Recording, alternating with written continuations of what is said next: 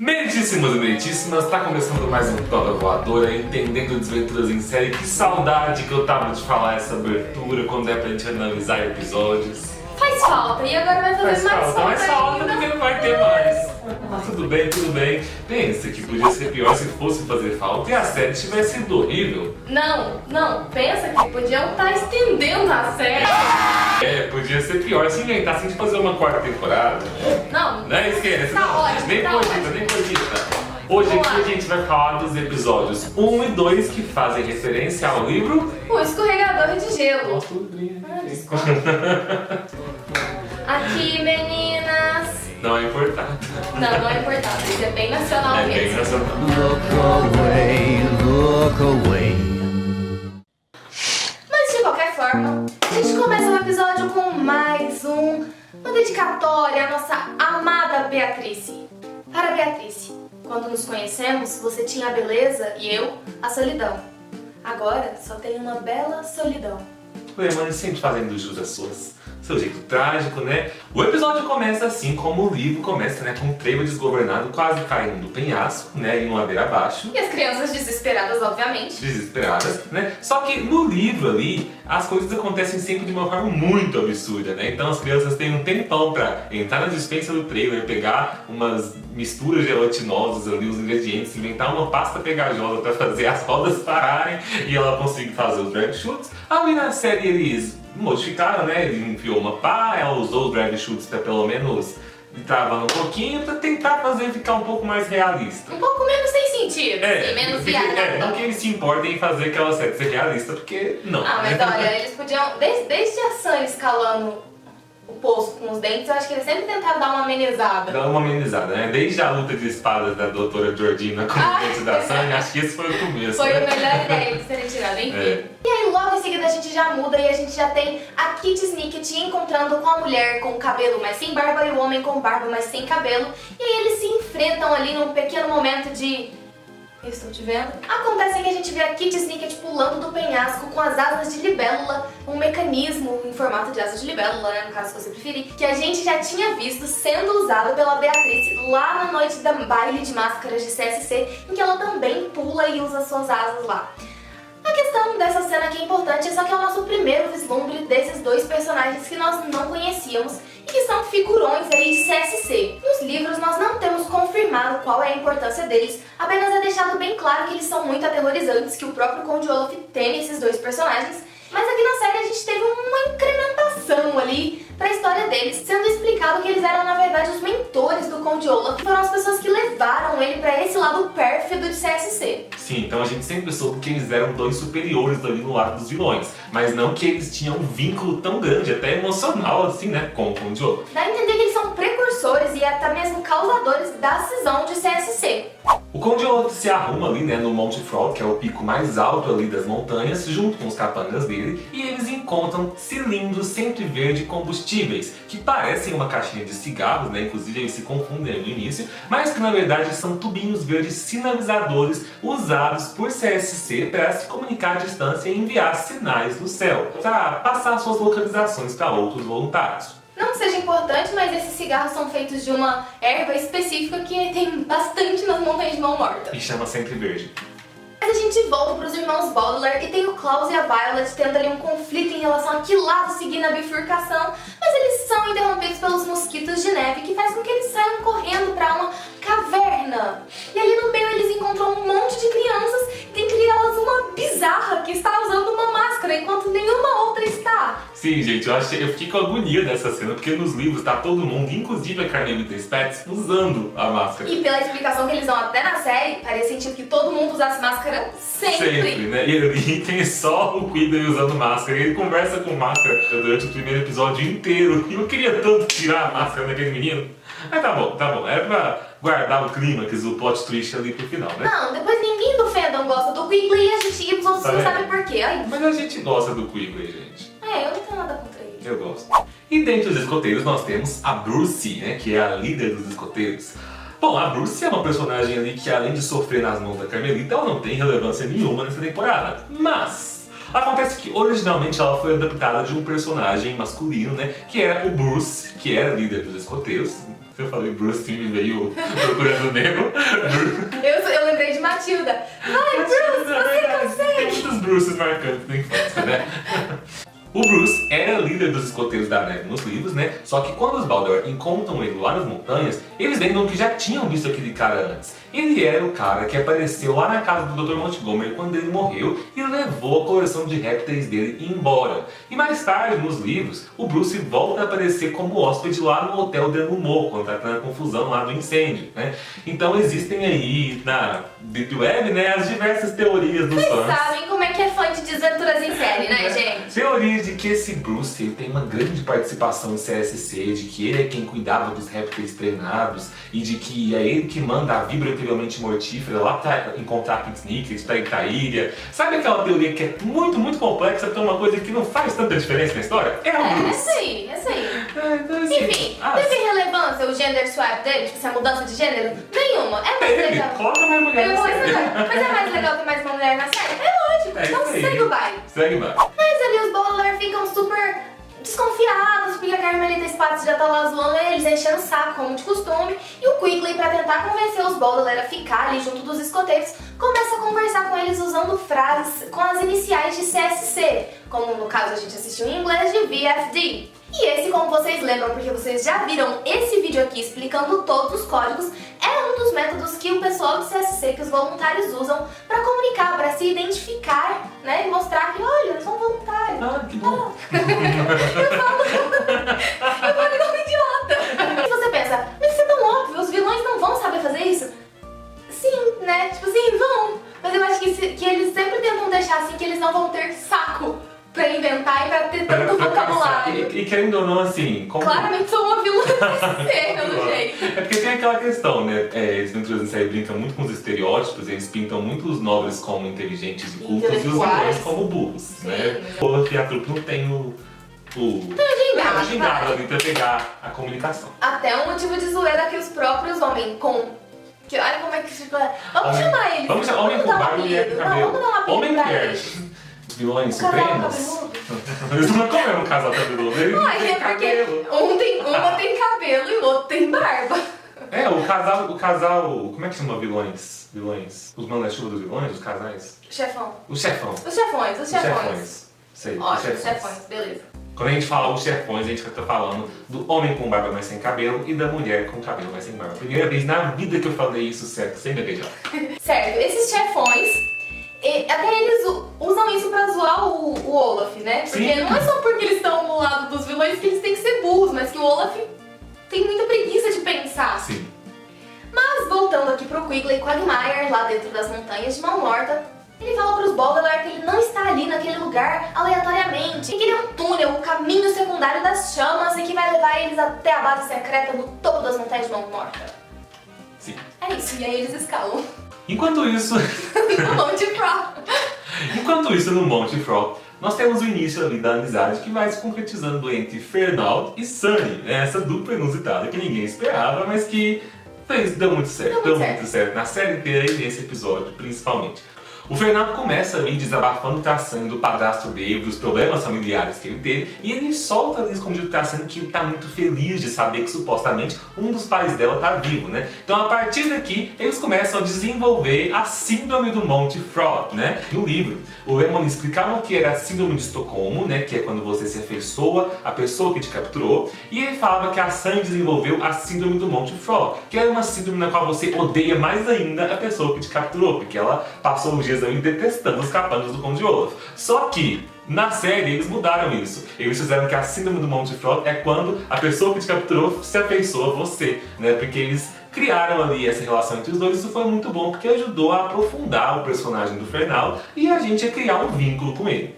Porém, para continuar a ilustrar esse exemplo, o Lemony Snicket nos mostra uma cena que a gente não sabia que precisava até assistir, mas a gente precisava. Que é a senhora Bess com o Sr. Paul lá no banco, acertando ele, fazendo ele de refém, e depois jogando cartas, né, com quem não quer nada, se afeiçoando ali ao seu captor. E bom, essa cena serviu pra alguma coisa? Não muito, né? Só que Além do nosso deleite. Além do nosso deleite. Só que vale lembrar que, lá no 12º livro, a senhora Bess, que se você não lembra, ela foi professora do Klaus da Violet lá na escola preparatória do Frock. É mesmo, esqueci de falar. A senhora Bess tá lá no hotel e ela tá com uma fortuna que ela acabou de roubar do banco do Sr. Paul. E isso gerou teorias de fãs. Vários fãs acreditam que a senhora Bess roubou a fortuna dos órfãos Balder, né?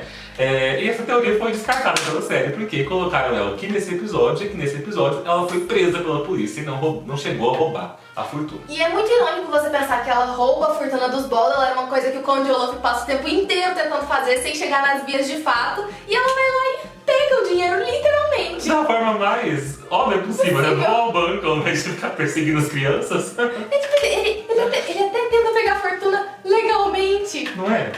Eu nunca tinha parado de pensar nisso. Quer dizer, Tudo em Série é a história de um vilão que passa 13 livros tentando conseguir o seu objetivo legalmente. Tipo assim, tá, matando pessoas, mas você entendeu legalmente. Sim. A gente ainda vai fazer um vídeo sobre isso. Legalidade em Tudo em Série. Mas de volta lá para as Montanhas de Mão Morta, a gente tem as aberrações do Parque Caligari que foram dentro do porta-malas do Conde Olaf pra lá só pra morrer na fogueira. Bom, não literalmente na fogueira, né? Mas eles estão lá sofrendo com a vida. Quando a Kit Snicket passa por eles, reconhece eles, dá aquela palavrinha de força, vai lá, vocês conseguem. Só pra, claro, eles serem encontrados pelos chefões e... Morreu. É aqui então que os chefões encontram lá o Conde Olaf, que eles chegam no Monte Frog, que a gente tem revelado que eles são meio que os pais no sentido figurado, né, do Olaf, são os mentores dele. E a gente tem revelado uma coisa muito interessante, né, que eles já estavam agindo ali como vilões de CSC por muito tempo, e inclusive que eles eram os vilões que os pais dos Quagmire tinham ido combater no Peru lá na primeira temporada. O que foi muito legal, né, que fechou aqui. Fechou um arco completo. Bem massa. Voltando para os Baldar, eles são apresentados pela primeira vez ao encerramento supravernacular complexo, que é um dispositivo usado por CSC para trancar portas de um jeito mais bacana do que uma chave. Né? Com senhas, né? É um cofre que você tem que responder, é verdade, né? Só tem um nome complexo. E você tem que responder 3 perguntas que foram colocadas ali por algum voluntário, né? Para pra pensar, é por isso que ninguém gosta das pessoas de CSC. O nome do negócio é fechadura de cofre, e aí eles precisam dar um nome de encerramento supravernacular complexo. Ninguém consegue fazer isso, falar isso, gente. O Ismael gastou muito tempo da vida dele inventando isso, ele tinha que fazer. Agora que a gente sabe quem é o culpado, aí, ó. Ismael, me aguarde. Vamos falar dele aí, gente, mais pra frente. Enfim, respondendo as perguntas desse aparelho aí, que perguntava de Isaac Newton, do nome científico dos leões, e de Ana Karenina, né, um livro que fez parte do treinamento do CSC. Muito bom, por sinal, a gente deu uma chance. Que os irmãos percebem que, de formas indiretas, com informações, com indicações de livros, eles vinham sendo educados pelos pais para serem voluntários de CSC durante toda a sua vida. Eles só não tinham se dado conta disso. O episódio termina então ali com uma série de frustrações. Os Balder ficam frustrados porque entraram ali na série e descobriram que ela foi incendiada pelos chefões, né? A Kit Snicket fica completamente frustrada porque ela estava fugindo com o açucareiro e ela perdeu o açucareiro. Tadinha, perdeu ali no meio do lado. E depois disso, a gente ficou frustrado porque do nada enfiaram o Sr. Paul no meio da temporada de novo. Porém, verdade seja dita, eles mesmos zoaram essa situação. Eles pegaram e fizeram piada das próprias críticas, isso. E depois disso, o Sr. Paul encaixou é uma palavra muito forte, né? Não incomodou. Não incomodou tanto. Não incomodou. Foi legal. Saco tão grande. Foi legal eu levando a Kit pra ser secretária dele, foi massa. Olha, foi bom, pra mim valeu a pena só pela parte em que ele tira o telefone da bolsa e a Kit fica... Mas por que, Deus? Sim. E o episódio 2 logo em seguida já começa com um momento ali em que a Violet e o Klaus descobriram que o sobrevivente do incêndio não era pai, não era mãe, era Quigley Quagmire, que graças a Deus tira aquela máscara do rosto. Amém? Amém. E vai ali contar pra gente qual foi o caminho todo que ele traçou, desde que a casa dele foi incendiada, que a mãe dele colocou ele no esconderijo secreto, de que ele saiu do esconderijo, encontrou os túneis, né, até chegar na casa do Dr. Montgomery. Eu acho que é só legal a gente pontuar que, ao contrário do que acontece nos livros, aqui na série a gente não teve a relação do Quigley Quagmire com o Jax Snicket. No livro é narrado pra gente que nessa andança do Quigley, lá na casa do Dr. Montgomery, ele se encontra com um voluntário chamado Jax Snicket, e que é essa pessoa quem apresenta pra ele toda a organização, o que foi suprido por nada mais nada menos do que um livro, que é muito mais fácil de você esconder, certo? Do que um voluntário. Para que pessoas você pode ter livros, né? Ou máquinas, é porque eles não inventaram computador ainda, imagina. Depois dessa cena nós temos Sr. Poe oferecendo um emprego para Kit Snicket. E lá vem a justificativa do emprego. Ele diz que a ex-secretária dele, Jacqueline, teve que voltar para sua terra natal, Winnipeg, porque a mãe dela morreu. E agora ela é a nova duquesa de Winnipeg. Ou seja, o que aconteceu ali foi: provavelmente a atriz não pôde voltar para a temporada, por algum motivo, não sabemos qual. A questão é que tentaram suprir isso enfiando um fanservice onde não precisava. Porque a Jacqueline ser a duquesa de Winnipeg agregou alguma coisa? Não. Fez sentido? Não. Eu ia gostar muito mais se ela voltasse, tipo assim, pra esposa dela, a duquesa de Winnipeg. Sabe? Sim. Aí faria sentido, aí você teria dado alguma coisa, aí não. Enquanto isso, lá no Monte Fro, a Sunny tá usando o cilindro sempre verde combustível para defumar o seu salmão, e enquanto isso ela aproveita para mandar um sinal pros seus irmãos que estão lá embaixo na base, e ela só imagina isso. Mas os chefões vêm, percebem a burrada do Olaf, chamam a atenção dele ali pra dar aquela humilhada mesmo, né, bem família assim, e interceptam o plano da Sunny. Depois disso, eles já estavam frustrados ali com o Olaf, porque o Olaf estava mostrando pra eles o ator que ele tinha se tornado, né, e é muito orgulho pra dois pais que investiram tanto. É tipo assim, aquele orgulho que os pais sentem quando você tem um filho formado em Direito que resolve ser youtuber. Oi pai, eu sou escritor. Oi. Obrigado filho. Tchau. Mas tudo bem, né? Eles estão ali e eles falam que eles vão acabar com aquilo, que o Olaf tá enrolando com a fortuna dos Baudelaire e que eles vão contar pra eles o plano de roubar as fortunas de todo mundo. Enquanto isso, lá embaixo, os Baudelaire estão explorando a sede destruída de CSC, e aí a Violet encontra alguns troféus antigos de voluntários que já tinham sido mencionados a eles, das quais eles conheciam através de seus pais, que são a doutora Toronado, a C.M. Stock, que era uma escritora de livros de piratas, e um tal de L. Snicket, que a gente já sabe, obviamente, porque ele está lá narrando essa parte, Lemony Snicket.